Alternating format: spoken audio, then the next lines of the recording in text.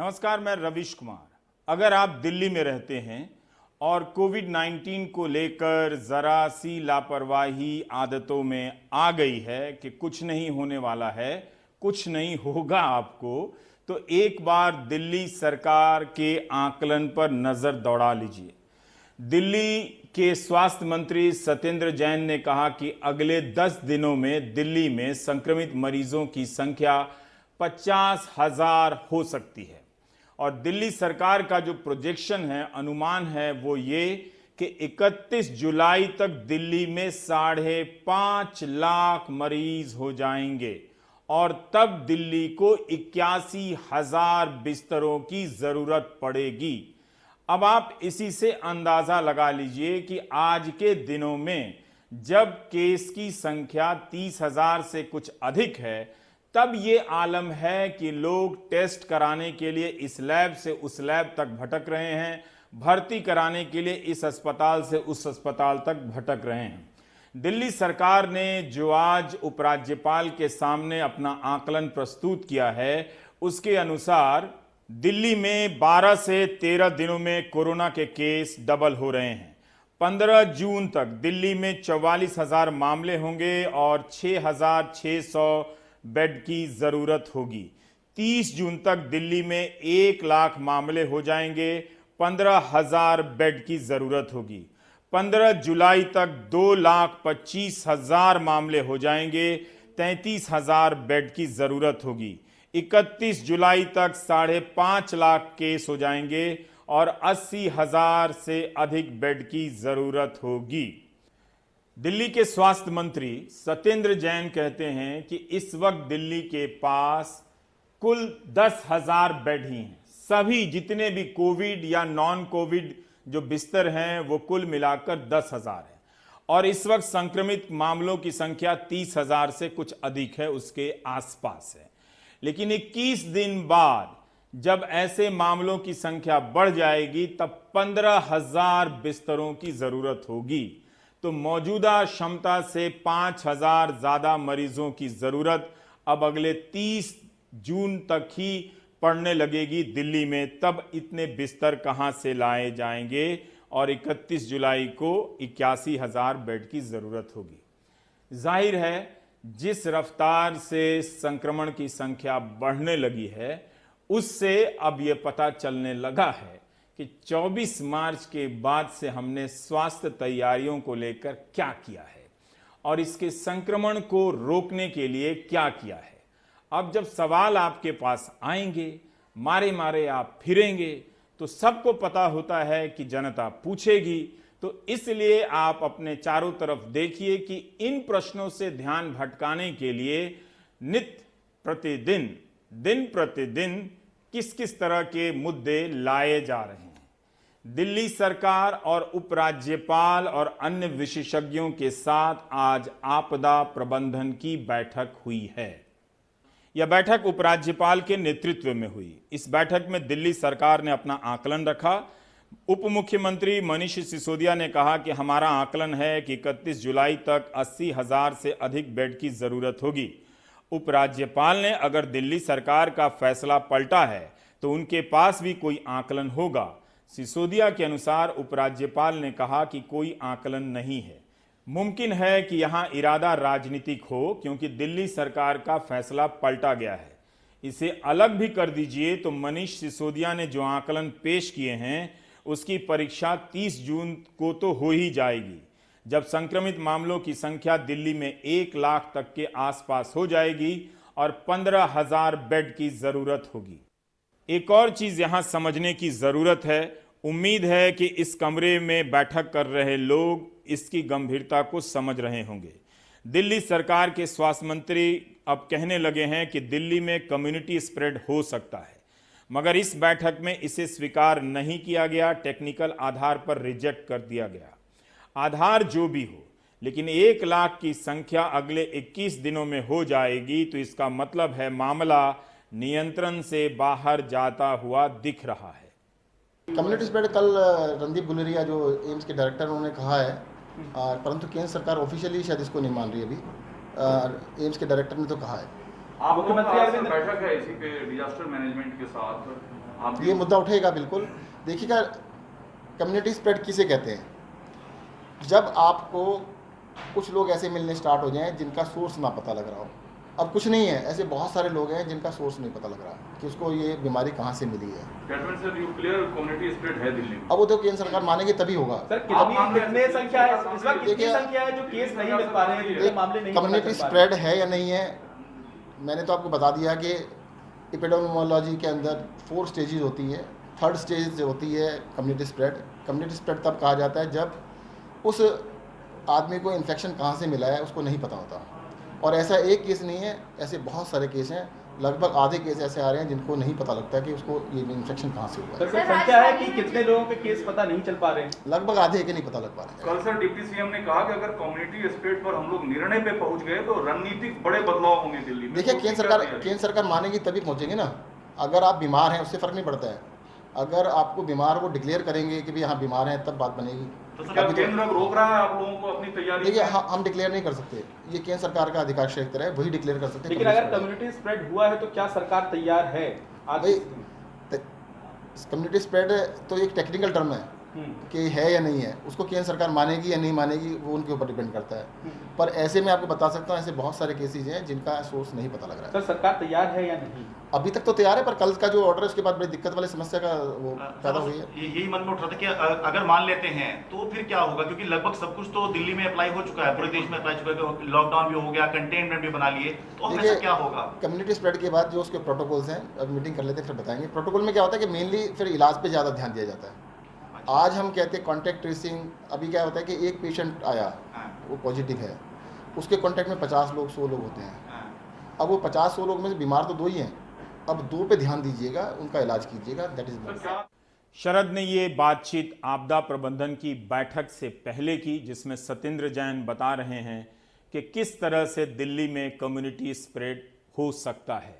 केंद्र सरकार ने नहीं माना। आधार चाहे जितना भी निराधार हो, वास्तविकता आप देख ही रहे हैं। आप मरीजों से, परिजनों से पूछिए जो टेस्ट कराने जा रहे हैं, जो भर्ती कराने जा रहे हैं। सिर्फ दिल्ली में नहीं पूछिए, क्योंकि इसे हम दिल्ली एनसीआर कहते हैं। आप नोएडा में पूछिए, गाजियाबाद में पूछिए, गुरुग्राम में पूछिए, दिल्ली में भी पूछिए, तो आपको पता चलेगा कि स्थिति क्या है। 30 साल की नीलम कुमारी गौतम एम्बुलेंस में ही दम तोड़ गई। गर्भवती थीं तो इनके साथ गर्भ में जो बच्चा था वो भी मर गया। एम्बुलेंस में लेकर इनके पति साथ अस्पताल गए। सबने एडमिट करने से इनकार कर दिया। सरकारी अस्पताल में भी गए, प्राइवेट में भी गए। डीएम साहब ने कहा है जांच करेंगे, लेकिन जान चली गई। शुक्रवार को सुबह 6 बजे नीलम के पति एम्बुलेंस लेकर निकले। 13 घंटे तक घूमते रहे, मगर किसी अस्पताल ने भर्ती नहीं किया। परिवार के मुताबिक नोएडा के ईएसआई हॉस्पिटल, जिला अस्पताल, Sharda hospital, GIMS, Vaishali Max hospital, Noida Fortis अस्पताल और शिवालिक हॉस्पिटल में नीलम को ले जाया गया। इन सभी अस्पतालों ने इलाज करने से मना कर दिया। इनमें जिम्स और शारदा हॉस्पिटल कोविड हॉस्पिटल हैं। यहाँ भी महिला को एडमिट नहीं किया गया। नीलम गौतम की सांस फूल रही थी। कोविड के डर से सबने मना कर दिया। करीब 13 घंटे बीतने के बाद इलाज न मिलने पर नीलम की मौत एम्बुलेंस में ही हो गई। नीलम जिस एम्बुलेंस में सवार थी, वो एम्बुलेंस किसी अस्पताल में नहीं पहुंच सकी। पहले अपनी वाइफ को ईएसआई लेके थे। ईएसआई वालों ने बोल दिया कि जाके सेक्टर 30 ले आओ। सेक्टर 30 वाले कहने लगे कि वहाँ ले आओ, क्या नाम है, शारदा में। शारदा के बाद फिर जिम्स ले गए। जिम्स वालों ने मना कर दिया कि हमारे पे कोई बेड खाली नहीं है। फिर घूम करके हम फोर्टिस आए। फोर्टिस वालों ने मना कर दिया। फिर हम वहाँ पर आए, क्या नाम है, उसमें मैक्स वालों ने भी मना कर दिया कि हमारे पे बेड नहीं है। तो कुल मिला के फिर हमारी एम्बुलेंस में डेथ हुई थी। फिर जिम्स में लास्ट में पहुँचे, फिर उन्होंने वेंटिलेटर वगैरह लगाया, लेकिन उससे कोई फ़ायदा नहीं हुआ। कितने महीने की गर्भवती महिला थी ये 8-9 में लग चुकी थी। तो लगभग आप कितने अस्पताल में जा चुके, सब नहीं मना कर दिया? शिवालिक, हाँ, शिवालिक में इसका ट्रीटमेंट चल रहा था, लेकिन शिवालिक वाले ने भी लेने से मना कर दिया था। एक महिला थी नीलम, 30 साल की, वाइफ ऑफ विजयन, कोड़ा निवासी हैं, गाजियाबाद की। ये शिवालिक हॉस्पिटल में इनका 4 दिन से इलाज चल रहा था। यहाँ प्राइवेट हॉस्पिटल है। उसको शिवालिक हॉस्पिटल ने 5 तारीख को सुबह भेज दिया ESI में। वहाँ से जो है महिला कई जगह गई है और उसको किसी ने भर्ती नहीं करा। उसके कारण समिति बना दी गई है और जो भी इसमें दोषी होगा उसके खिलाफ सख्त कार्रवाई की जाएगी। सर, लगातार आप लोगों की तरफ से कहा जाता है कि एडमिट करिए, एडमिट करने से मना मत करिए, उसके बाद भी इस तरह की लापरवाही, इसको लेकर मतलब क्या कार्रवाई की जाएगी? देखिए, नवजात बच्चे की जो मौत हुई थी उसमें उस अस्पताल का लाइसेंस सस्पेंड कर दिया गया है, उसको नोटिस भेजा गया है और उसके खिलाफ भी कार्रवाई हो रही है, हो चुकी है बल्कि। और इसके बाद में साथ में ये वाली जो इसमें होगा, इसमें जो भी दोषी होगा उसके खिलाफ बख्शा नहीं जाएगा, उसके खिलाफ सख्त कार्रवाई करेगी। सर, इसमें प्राइवेट के अलावा सरकारी अस्पतालों की भी बात है, उन्होंने भी एडमिट नहीं करा। प्रथम दृष्टया ये देखा गया है कि सरकारी अस्पताल के साथ में, जिला अस्पताल के साथ में कई प्राइवेट बड़े अस्पताल इन्वॉल्व हैं। तो अब ये जांच का विषय है कि कौन कौन से अस्पताल इन्वॉल्व हैं। सर, कितने लोगों की टीम है और कब तक कार्रवाई की उम्मीद कर सकते हैं? देखिए, ADM फाइनेंस, DM साहब ने ADM फाइनेंस और मुझे रखा है, एक लेडी डॉक्टर भी साथ में है, तो 3 लोगों की टीम है। नोएडा में ये पहला मामला नहीं है। एक पिता अपने नवजात शिशु को लेकर इस अस्पताल से उस अस्पताल भटकता रहा, उसकी मौत हो गई। एक अन्य मामलों में डॉक्टरों की लापरवाही के कारण एक महिला ने अस्पताल के बाहर ही अपनी बच्ची को जन्म दे दिया, तब भी उपचार नहीं मिला तो उसकी बच्ची की मौत हो गई। इन दोनों मामलों की ही जांच चल रही है। अब ये अलग मामला है। सेक्टर 51 में रहने वाले धीरज अपनी मां के इलाज के लिए भटकते रहे, 3 दिनों तक भटके हैं। ESI, जिला अस्पताल और जिम्स के चक्कर लगाते रहे, तीनों अस्पताल ने मना कर दिया। बात जब जिलाधिकारी तक पहुंची तो उनके हस्तक्षेप के बाद धीरज की मां को भर्ती किया गया। सर, उनको पूरी बॉडी पे सूजन आ गई है और सांस लेने में दिक्कत हो रही है और उनको स्टोन है किडनी में। तो हॉस्पिटल वाले कह रहे हैं कि उनको पहले वो करवाओ कोविड टेस्ट, बिना उसके नहीं लेंगे हम। आप कहाँ अस्पताल में गए, क्या क्या कहा गया वहाँ? सर, हम पहले गए थे ESI में, ESI वालों ने यहाँ रेफर कर दिया, कह रहे कि पहले वो करवा के कोविड टेस्ट। यहाँ से उन्होंने भेजा कासना ने बोला हमारे पास बेड नहीं, कहीं भी और ले जाओ। उसके बाद क्या हुआ? उसके बाद उनकी हालत बहुत ख़राब हो गई। फिर उसमें प्राइवेट उसमें दिखाया, ऑक्सीजन दी, फिर घर ले गए। इनकी एम्बुलेंस वहाँ छोड़ कर कासना आने में बहुत दिक्कत हुई, रात को आए वहाँ से। आज DM साहब से आपकी बात हुई है, उसके बाद अब क्या करनी चाहिए? तो सर, अब भी बैठा रखा, कह रहे हैं भी देखेंगे, एम्बुलेंस में बैठा के छोड़ देना, ऑक्सीजन दे रहे हैं ना कुछ। सवाल है कि कितने लोग जिलाधिकारी तक पहुंच सकते हैं या जिलाधिकारी कितने लोगों के फोन उठा लेंगे और ऐसी शिकायतों का निपटारा कर देंगे। जाहिर है कोई सामान्य व्यक्ति DM को इतनी आसानी से फोन नहीं कर सकता है। क्या ये व्यवस्थाएं ठीक नहीं हो सकती हैं? ये शिकायतें दिल्ली में भी लोगों ने की हैं, जिसके बारे में हमने पिछले प्राइम टाइम में बताया था, और इसी तरह की शिकायतें आपको नोएडा में भी मिल रही हैं। अब गाजियाबाद में भी इसी तरह का केस आया है। नीलम भी खोड़ा में रहती थी और ममता भी खोड़ा में रहती थी। गाजियाबाद और नोएडा और दिल्ली, इन तीनों के घरों में जो श्रम आपूर्ति है, लेबर सप्लाई है, वो खोड़ा के लाखों लोगों से होती है। ममता के साथ जो हुआ वो भयानक है। ममता की उम्र 48 वर्ष थी, दिल की बीमारी थी। ममता के परिवार वालों का आरोप है कि काफी देर तक एम्बुलेंस नहीं मिला, फिर खोड़ा की चेयरमैन रीना भाटी की पहल पर एम्बुलेंस मिला। रीना भाटी BJP की नेता हैं। ममता का बेटा अर्जुन दिल्ली और नोएडा के कई अस्पतालों में लेकर गया अपनी मां को, जहां भर्ती करने से मना कर दिया गया। गाजियाबाद के सरकारी अस्पताल में लाया गया, लेकिन तब तक हालत गंभीर हो चुकी थी, तो महिला को मेरठ मेडिकल कॉलेज रेफर कर दिया गया। ममता की जान चली गई। मैं अपनी मम्मी का इलाज करवा परेशान हो गया, कोई एडमिट नहीं कर रहा है उसको। लाल बहादुर दिखाया, महरौली दिखाया, महरौली के बाद सफदरजंग ले गए, नहीं लिया। एम्स ले गए, नहीं लिया। ट्रमा सेंटर ले गए, नहीं लिया। MMG भी ले गए, नहीं लिया। उसको कहीं नहीं लिया। उसके बाद उसको वहाँ रेफर कर दिया। GTB में भी देखा, 5 मिनट अंदर किया, बाहर कर दिया। कोई देखने वाला नहीं है। एम्बुलेंस को फ़ोन करूँ, एम्बुलेंस नहीं आती है। क्या कर रहे हैं? मेट्रो ले गए, कैलाश ले गए। मेट्रो प्राइवेट में भी ले गए, मेट्रो में भी ले गए, कैलाश में भी ले गए। मेट्रो दोनों मेट्रो में लेके गए, किसी में नहीं हुआ। नोएडा सेक्टर 11 वाला मेट्रो? हाँ, दोनों में लेके गए। उधर तो उनने हाथ भी नहीं लगाया, देखा ही नहीं। जीटीबी में गए, मेरे ताऊ को गाली दे रहे हैं, जाओ बाहर जाओ, नहीं देख रहे हैं। ममता नाम की महिला है जिनके हार्ट में प्रॉब्लम थी और उसकी वजह से उनको ट्रीटमेंट चाहिए था। और मेरे पास उनके बेटे, मतलब मेरे कार्यकर्ता के द्वारा उनका बेटा मेरे घर पे आया और उसने मुझे बताया कि कम से कम 10-15 बार कॉल करने पे उनका फ़ोन नहीं उठाया गया, कोई एम्बुलेंस उनके मतलब मदद के लिए नहीं आई। तो फिर मैंने अपने देवर से बोला कि इन लोगों की मदद करें, जो कि योगेश भाटी है, कार्यकर्ता हैं भाजपा के। तो उन्होंने तुरंत फ़ोन किया, फ़ोन करके अपने निजी पैसों से एम्बुलेंस को बुलाया और एम्बुलेंस को बुलाने के बाद में उस महिला को जीटीबी ले जाया गया, जहां पर जाने के बाद में जीटीबी में उस महिला को नहीं लिया गया और उससे बोल दिया गया कि यहाँ एडमिट नहीं होगी। तो एक चीज़ बताइए कि महिला को इतनी परेशानी थी और जीटीबी वालों ने उनसे बिल्कुल मना कर दिया कि भाई यहाँ पर आपको नहीं लिया जाएगा। फिर उसके बाद में वो जगह जगह हॉस्पिटलों में गई, लेकिन दिल्ली में किसी भी हॉस्पिटल में उसको एडमिट नहीं किया गया।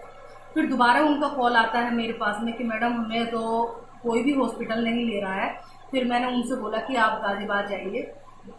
गाज़ियाबाद जाके हॉस्पिटल में मैंने वहाँ पर भी बात करी कि आप MMG हॉस्पिटल जाकर एडमिट हो जाइए। तो उन्हें वहाँ जाने पर एडमिट करने के बाद में उन लोगों ने फिर रेफर कर दिया उनको मेरठ के लिए, और मेरठ जाने के लिए उन्हें फिर एम्बुलेंस नहीं मिली। तो दोबारा मेरे पास कॉल आता है, फिर मैंने फिर दोबारा रिक्वेस्ट करके और दोबारा बातचीत करके फिर वहाँ से एम्बुलेंस करवाई और उस महिला को मेरठ ले जाया गया। लेकिन जब तक वो हॉस्पिटल पहुँचती उसकी रास्ते में ही डेथ हो गई। तो मैं ये जानना चाहती हूँ, मैं प्रशासन से भी यही रिक्वेस्ट करती हूँ कि अगर कोई कॉल करता है, एक चीज़ बताइए, हम ये डायल नंबर किस लिए देते हैं? उसको अगर कॉल को नहीं उठाया जाएगा, लोग परेशान हो जाते हैं और उनको एम्बुलेंस की सुविधा नहीं मिल पाती है। और हॉस्पिटल में अगर किसी में भी थोड़ा के लोग जाए या कहीं की भी जाए, लेकिन लेना चाहिए, लेकिन उनको चक्कर पे चक्कर कटा दिया जाता है कि यहाँ पर भी आपका इलाज नहीं होगा, यहाँ भी आपको एडमिट नहीं किया जाएगा, आप उस हॉस्पिटल जाओ, आप उस हॉस्पिटल जाओ। मरीज के पास समय कम और उसे हॉस्पिटलों के चक्कर लगाने पड़ जाते हैं ज़्यादा, तो रास्ते में ही तो उस महिला ने दम तोड़ दिया। तो ये इतनी दुखद घटना है कि मैं ये जानना चाहती हूँ कि इस मौत का जिम्मेदार कौन है। अब खोड़ा का एक और केस बताता हूं। इस जगह पर मेहनतकश मजदूर लोग रहते हैं। संदीप रावत, उनके पिता की तबीयत खराब हो गई तो वो सेक्टर 33 के एक प्राइवेट अस्पताल में लेकर गए। प्राइवेट अस्पताल में कहा गया कि आप सरकारी अस्पताल में जाएं, वहां नमूना दें। संदीप ने जाकर वहां सैंपल दिया। सरकारी अस्पताल ने उनसे कहा कि इन्हें क्वारंटीन की ज़रूरत है। फिर उनसे कहा कि आप अपने घर ले जाइए। संदीप अपने पिता को घर ले आए। फिर अचानक उनके पिता की सांस में तकलीफ ज़्यादा बढ़ गई। वो एम्बुलेंस लेकर निकले अपने पिता को ज़िला अस्पताल की तरफ। रास्ते में थे, फ़ोन आता है कि उन्हें कोविड-19 है। जो सैंपल दिया था 5 जून की ये घटना है और तब तक संदीप के पिता की मौत हो चुकी थी। एम्बुलेंस में लोग मर रहे हैं, एम्बुलेंस को अस्पताल लौटा रहे हैं। एम्बुलेंस में ही सूचना आ रही है कि जो मर गया है उसे कोविड-19 है।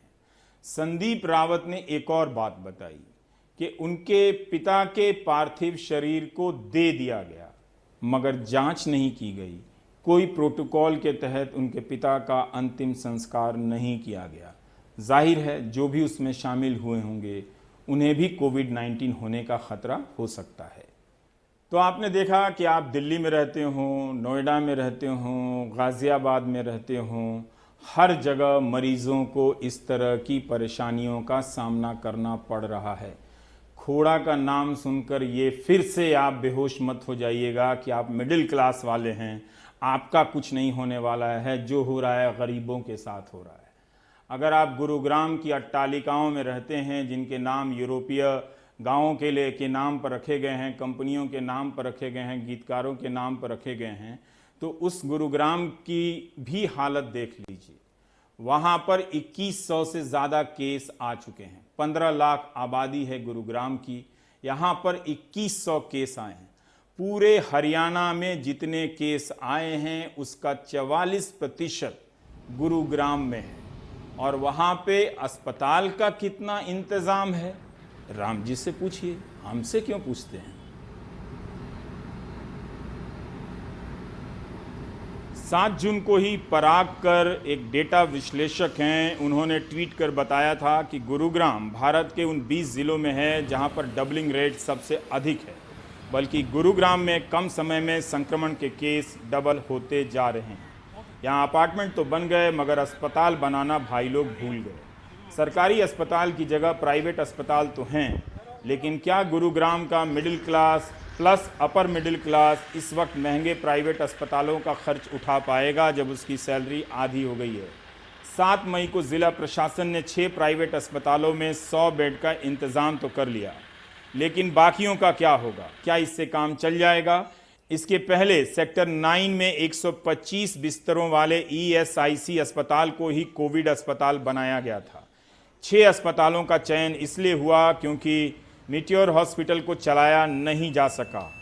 ITM मनेसर में स्थित इस अस्पताल को कोविड के लिए रिजर्व किया गया था। इस अस्पताल को प्राइवेट अस्पताल मेदांता, फोर्टिस और आर्टेमिस की मदद से चलाया जाना था। इन्हीं अस्पतालों को डॉक्टर और अन्य स्टाफ देने थे, मगर यह अस्पताल चालू नहीं हो सका। इसके अलावा गुरुग्राम के 3 प्राइवेट अस्पतालों को नोटिस जारी किया गया है। इन अस्पतालों ने कोविड-19 के मरीज का इलाज करने से मना कर दिया था। गुरुग्राम में 30 जून तक लॉकडाउन है। तो गुरुग्राम में कोविड-19 के लिए 4 अस्पताल बनाए गए हैं, इनमें से 3 प्राइवेट है और 1 सरकारी है। तो ये हाल उस गुरुग्राम का है जो अपने आप को साधन संपन्न समझता है और उसे मौका लगेगा तो ट्विटर पर ट्रेंड भी करा लेगा। लेकिन अभी बता देता हूं कि इन दिनों वायरल कराने से, वीडियो बनाकर रिश्तेदारों और दोस्तों को भेजते भेजते मुझे भेजने से या ट्विटर पर ट्रेंड कराने से कुछ नहीं होता है, क्योंकि अब कुछ करने के लिए है भी नहीं। अभी भी किया जा सकता है, मगर जो पिछले 70-75 दिनों का रिकॉर्ड है वो तो यही बता रहा है। उसके बाद भी अगर वो तैयारी इतनी चुस्त दुरुस्त थी तो देखिए कि कितनी कहानियां मैंने बताई कि लोगों को किन किन परेशानियों का सामना करना पड़ रहा है। वो भी पिछले दिनों से अलग कहानियां आपको मैंने बताई है। तो अगर ठीक है कि आपको वक्त नहीं मिला, कि गुरुग्राम में रहते हैं तो मस्ट बी वेरी बिजी, और आपको टाइम नहीं मिला होगा कंसीडर करने के लिए इन सब क्वेश्चंस के लिए, लेकिन अब तो समय आ गया है कि अपने जीवन और ज़िंदगी से जुड़े प्रश्नों पर विचार करें और वक्त निकालें, छुट्टी लेकर विचार करें कि किस तरह से आप एक कहीं गंभीर समस्या में तो नहीं पड़ने जा रहे हैं। अब इसके अलावा जो डॉक्टर लोग पढ़ते हैं, सोचिए उनकी क्या हालत है। MBBS पढ़ने के बाद आपको पोस्ट ग्रेजुएशन के लिए इम्तहान देना पड़ता है। अब ये जितने भी MBBS वाले छात्र हैं ये जूनियर रेजिडेंट बन जाते हैं, और इनमें से बहुत से लोग संक्रमित हैं, बहुत से लोग ड्यूटी पर हैं, मगर इनकी परीक्षा 11 जून को एम्स ने रख दी है। क्या एम्स को इस वक्त परीक्षा लेनी चाहिए थी? जो डॉक्टर पिछले 3 महीने से लगातार इस तरह की आपाधापी में व्यस्त है, क्या वो संतुलित मन से जाकर परीक्षा दे सकता है? यही नहीं, 10 दिनों के भीतर पोस्ट ग्रेजुएशन की 3-3 परीक्षाएं हैं, उनके केंद्र अलग अलग होते हैं। अब इन डॉक्टरों का कहना है कि उन केंद्र पर जाने के दौरान सबके पास गाड़ी नहीं है। कोई जिला से राजधानी आएगा, कोई राजधानी से दिल्ली आएगा या कहीं और जाएगा, जो भी कारण हो, अगर उस केंद्र में जाएंगे, अब जब कम्युनिटी ट्रांसमिशन जैसी चीज़ हो गई है तो वो संक्रमित हो सकते हैं। पहली बात तो ये है। दूसरी बात ये कि जब वो ड्यूटी में तैनात हैं, उनका अस्पताल व्यस्त है, तो इस तरह की मानसिक स्थिति में नहीं है। तीसरी बात यह है कि जो लोग ड्यूटी में तैनात हैं, संक्रमित हैं, उन्हें मौका क्यों नहीं मिलना चाहिए? उनके ठीक होने का इंतज़ार क्यों नहीं करना चाहिए? ये सब बहुत ही आवश्यक प्रश्न है। क्यों इतनी आपाधापी है पीजी का इम्तहान लेने की? ये डॉक्टर पोस्ट ग्रेजुएशन की सीट के लिए साल भर, बल्कि पूरे 5 साल तक पढ़ते हैं। क्या ये अच्छा नहीं होता कि एक ठीक ठाक वक्त का इंतज़ार किया जाता, एक लंबा समय दिया जाता इन्हें, जहां वो ठीक होकर तैयारी के साथ आते और बेहतर मानसिक स्थिति में परीक्षा देते? ये एक बहुत ही ज़रूरी बात थी, क्योंकि 30 से 50 हज़ार डॉक्टर इसमें शामिल होते हैं और वो सब इस वक्त बेआवाज़ हो चुके हैं, उनकी कोई बात सुन नहीं रहा है। अब आते हैं दिल्ली दंगों की बात पर। क्या दिल्ली दंगों को भड़काने के मामले में या साजिश रचने के मामले में ज़्यादातर उन्हीं लोगों को आरोपी बनाया जा रहा है या गिरफ्तार किया जा रहा है जो नागरिकता कानून के विरोध में हुए आंदोलनों में हिस्सा लेते रहे हैं और सरकार के फैसलों को चुनौती देते रहे हैं, प्रश्न करते रहे हैं? हफिंगटन पोस्ट की पॉलिटिकल एडिटर हैं बेतवा शर्मा। इनकी एक रिपोर्ट देख रहा था कि कैसे दिल्ली दंगों की साजिश रचने के आरोप में 27 साल की एक छात्रा सफूरा जरगर को आरोपी बनाया गया और वो 2 महीने से गिरफ्तार हैं। बेतवा शर्मा लिखती हैं कि 10 अप्रैल को पहली बार सफूरा जरगर को पता चलता है कि दिल्ली दंगों में उनकी भूमिका को लेकर जांच चल रही है। इसी दिन पहली बार सफूरा को पूछताछ के लिए बुलाया जाता है और 7 घंटे पूछताछ चलती है। सफूरा के पति सिरवाल बताते हैं कि वे सबसे कहते रहे कि सफूरा गर्भवती हैं, मगर किसी ने रहम नहीं की। सफूरा पर दिल्ली दंगों की साजिश रचने और भड़काऊ भाषण देने के आरोप हैं। 10 अप्रैल को सफूरा गिरफ्तार होती हैं और 13 अप्रैल को जमानत पर रिहा कर दी जाती हैं, मगर उसी दिन उन पर UAPA unlawful activity prevention act लगा दिया जाता है और फिर गिरफ्तार हो जाती हैं। सफूरा के वकील ने इस रिपोर्ट में कहा है कि उनके फोन रिकॉर्ड से पता चलता है कि वे चांद बाग की तरफ से गुजरी थीं, मगर उन्होंने वहां कोई भाषण नहीं दिया था। दिल्ली पुलिस कहती है कि 23 फरवरी को चांद बाग में सफूरा ने भाषण दिया था और 24 फरवरी को दंगा भड़का था। सफूरा जरगर जामिया कोऑर्डिनेशन कमेटी से जुड़ी थीं। जीसस एंड मेरी की छात्रा रही सफूरा जामिया से समाजशास्त्र में एमफिल कर रही हैं।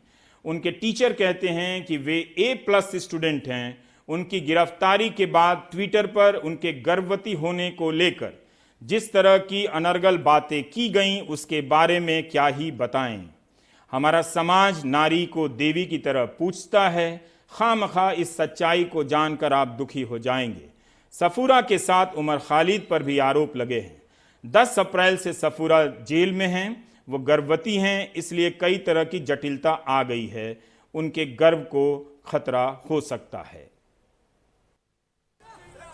आपको याद होगा, जामिया में जब प्रदर्शन चल रहे थे तब 2 लोग गोली चलाने आए थे। उन पर UAPA जैसी धारा नहीं लगी जो आतंक के मामले में अक्सर लगती है।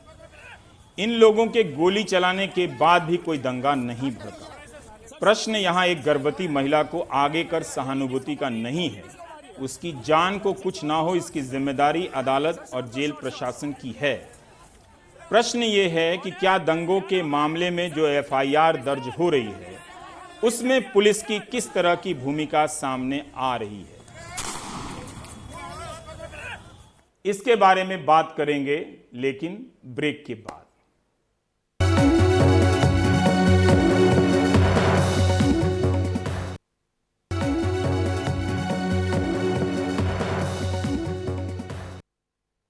सौरभ हमारे साथ हैं, जिन्होंने पिछले कुछ दिनों में लगाकर श्रीनिवासन जैन के साथ इस FIR का अध्ययन किया है। सौरभ, हम क्विंट की भी रिपोर्ट पढ़ रहे थे और हफ पोस्ट का भी तो हमने जिक्र किया ही। क्या आपको भी लगा पढ़ते समय कि ये जांच किसी खास दिशा में जाती हुई नजर आ रही है?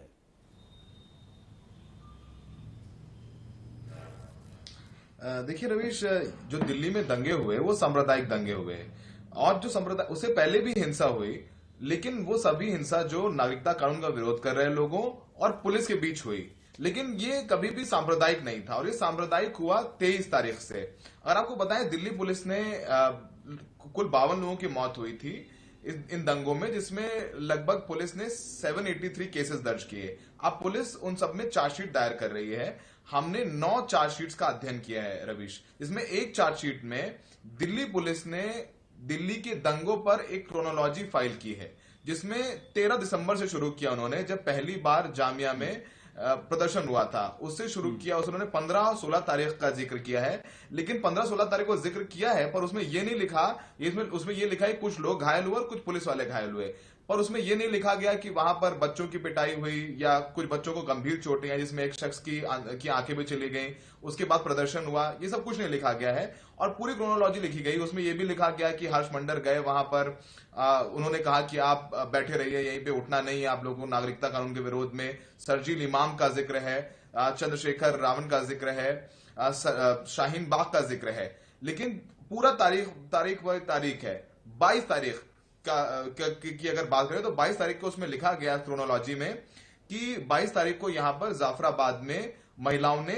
66 फुटा रोड पर उस रोड को ऑक्यूपाई कर लिया और वो कॉल दिया गया था भीम आर्मी द्वारा और वहां पर प्रदर्शन शुरू हो गया। लेकिन जब 23 तारीख का जिक्र करते हैं रवीश, और ये बहुत अहम हो जाता है क्योंकि 23 तारीख से ही छुटपुट हिंसा शुरू हो गई थी। 23 दिसंबर या 23 फरवरी, उस 23 तारीख को हिंसा इसलिए शुरू हुई कि लगभग 23 फरवरी, रवीश माफी चाहते हैं, 23 फरवरी को वहां पर हिंसा शुरू हुई। और 23 फरवरी की बात करें तो उससे पहले अगर हम अभी वही जो उन्होंने क्रोनोलॉजी जो दिल्ली पुलिस ने छापी है उसमें उन्होंने 22 तारीख को लिखा है कि blocking Jafrabad main road by protesters following Bharat बंद कॉल बाय भीम आर्मी, यानी भीम आर्मी के कहने पर लोगों ने 22 तारीख को रोड ब्लॉक कर दी।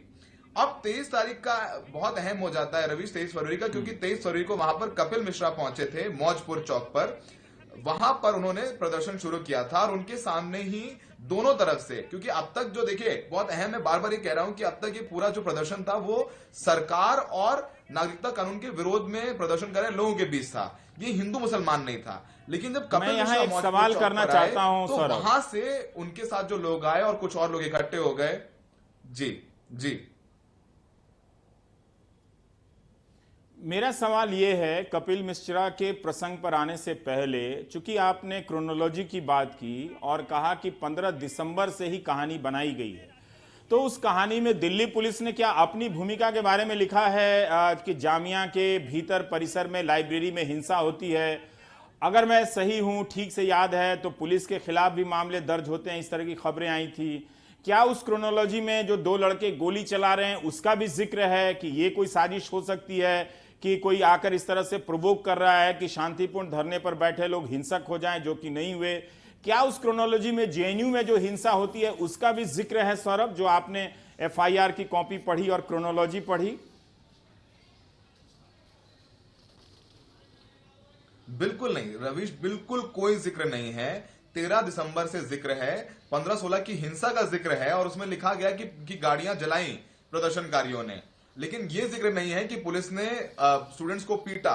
या तो आपको सीसीटीवी फुटेज तक आया था जिसमें पुलिस पिटाई करते हुए दिख रही है, और हमने उस वक्त स्टोरी भी की थी दिल्ली पुलिस की, ये बयान आया था कि हमने गोली नहीं चलाई, जबकि हमने एक फुटेज दिखाया था जिसमें दिल्ली पुलिस का एक जवान गोली चलाते हुए दिख रहा था। हमने उस जगह जाकर के ऑन स्पॉट जाकर के रिपोर्टिंग की थी एनडीटीवी ने कि यहां से गोली चलाई गई थी और ये वही जगह है। उसका भी कहीं कोई जिक्र नहीं है, जेएनयू का भी जिक्र नहीं है, ना ही उन 2 लड़कों का जिक्र है जिन्होंने एक पहले शाहीन बाग में जाके गोली चलाई थी, और ना ही दूसरे इंसिडेंट का जिक्र है जो जामिया में गोली चलाई गई थी। कहीं कोई भी जिक्र नहीं है, ना ही पुलिस की भूमिका का जिक्र है। बस उतना लिखा गया कि पुलिस वालों पर अटैक किया गया और डीटीसी की बसें जलाई गई, और उन्होंने षड्यंत्र वहां से जोड़ा है कि मतलब वहां से शुरू हुआ षड्यंत्र, दंगों को लेकर के आए, और फिर 22 तारीख को वहां पर 22 फरवरी को भीम आर्मी के कॉल पर वहां पर वो रोड ब्लॉक की गई। 23 तारीख को कपिल मिश्रा वहां पर आते हैं और कपिल मिश्रा आकर के उन्होंने बयान देना शुरू करते हैं कि हम इसे दूसरा शाहीन बाग नहीं बनने देंगे, हम रोड ब्लॉक नहीं रहने देंगे, और उनके वहां रहते ही सांप्रदायिक जो है नारे लगाए जाने लग गए, और दोनों तरफ से मौजपुर पर एक संप्रदाय था और जाफराबाद पर दूसरा संप्रदाय, वहीं पर उनके सामने ही पत्थरबाजी की छिटपुट घटनाएं शुरू हो जाती हैं, नारेबाजी शुरू हो जाती हैं। फिर दिल्ली पुलिस के डीसीपी जाते हैं और वहां हम लोग मौजूद थे रवीश। कपिल मिश्रा उनके सामने कहते हैं कि हम ट्रंप की वजह से जा रहे हैं और अब तक आप खाली करा लीजिए, लेकिन उसके बाद हम आपकी भी नहीं सुनेंगे। और उसके बाद कपिल मिश्रा थोड़ी देर बाद चले जाते हैं वहां से। 23 तारीख को ये पूरी घटना हुई थी। लेकिन दिल्ली पुलिस की जो चार्जशीट है, जो चार्जशीट में जो क्रोनोलॉजी है रवीश, उसमें 23 तारीख की 22 तारीख को तो जिक्र है भीम आर्मी का, चंद्रशेखर का जिक्र है, लेकिन 23 तारीख की बात आती है तो कपिल मिश्रा का जिक्र करने के बजाय यह लिखा जाता है कि on 23rd February information was received that at 3 PM that some demanding reopening of carriageway, some demanding यानी कुछ लोग आके मांग करने लगते हैं कि रोड हटाया जाए। वहां पर कपिल मिश्रा का जिक्र होना चाहिए था, लेकिन कोई जिक्र नहीं है। इस क्रोनोलॉजी में भी कहीं कोई जिक्र नहीं है। और वो जो दिल्ली पुलिस का क्रोनोलॉजी है वो दिल्ली के दंगों के लिए, जिसमें 52 लोगों की मौत हुई, उसमें जामिया में जो आंदोलन हुआ, प्रदर्शनकारियों को दोषी ठहराया जाता है, शाहीन बाग में प्रदर्शनकारियों को, और जो नागरिकता विरोध के का प्रदर्शन करे तो उनको दोषी ठहराया जाता है। उसके अलावा जो 9 चार्जशीट हमने अपने सूत्रों के माध्यम से हासिल किए और उनको पढ़ा, उसमें कहीं पर भी किसी भी हिंसा में कपिल मिश्रा का जिक्र नहीं है। जाफराबाद हिंसा पर एक केस फाइल हुआ है रवीश, जिसमें पिंजरा तोड़ की कई लड़कियों को आरोपी बनाया गया है, उमर खालिद को आरोपी बनाया गया है, जिसमें सबको जेल में बंद किया गया है। उसी जाफराबाद पे अगर FIR कर रहे हैं जहां पर हिंसा भड़काने की बात है, तो अगर उन महिलाओं का रोल था एक तबके को भड़काने का, तो वहीं दूसरे तबकों को, दूसरे संप्रदाय को भड़काने का आरोप कपिल मिश्रा पर भी होना चाहिए था, उनको भी आरोपित किया जाना चाहिए था। मेरा एक और सवाल था जो आगे आप जवाब दें कि मोहन नर्सिंग होम का भी मामला आया था और बहुत ही साफ वीडियो दिखा था कि उसकी छत पर खड़े होकर लोग बंदूक चला रहे हैं नीचे की तरफ, और चलाने वालों के चेहरे भी साफ साफ दिख रहे थे। क्या पुलिस का FIR वहां तक पहुंचा है? सबसे आखिरी सवाल आपका सबसे अहम हो जाता है रवीश, मोहन नर्सिंग होम का वीडियो था। उस नर्सिंग होम को दंगाइयों ने कैप्चर करके, जैसे कि ताहिर हुसैन का घर कैप्चर किया गया था, और वहां पर ताहिर हुसैन को मुख्य आरोपी बना दिया गया। और उन ताहिर हुसैन को मुख्य आरोपी अंकित शर्मा की मौत में नहीं, दंगों की षड्यंत्र में भी, और उनके जो तार हैं वो उमर खालिद से भी जोड़े गए। ये भी कहा गया कि ये शाहीन बाग में जाके इनकी मीटिंग हुई थी, खालिद सैफी के साथ हुई थी, जिन्होंने दंगों की षड्यंत्र गढ़ा, तो वो उनको वहां तक लिंक किया जाता है। लेकिन जो मोहन नर्सिंग होम के जो मालिक हैं, उन पर FIR नहीं दर्ज की जाती। उस छत पर भी दंगाई चढ़कर गोली चला रहे हैं, जिसमें एक ई-रिक्शे वाले को गोली लगी थी, और हमने ये स्टोरी की थी वीडियो दिखा करके, इसमें रिक्शा वाले को गोली लगी थी, और वो भी फुटेज में था हमारे कि ऊपर उनके छत से कैप्चर करके गोली चलाई जा रही थी। तो अगर ताहिर हुसैन के खिलाफ मुकदमा दर्ज होता है और उन पर कार्रवाई होती है, तो कहीं ना कहीं मोहन नर्सिंग होम के जो मालिक हैं उन पर भी कार्रवाई होनी चाहिए थी, तो वो ऐसा नहीं हुआ।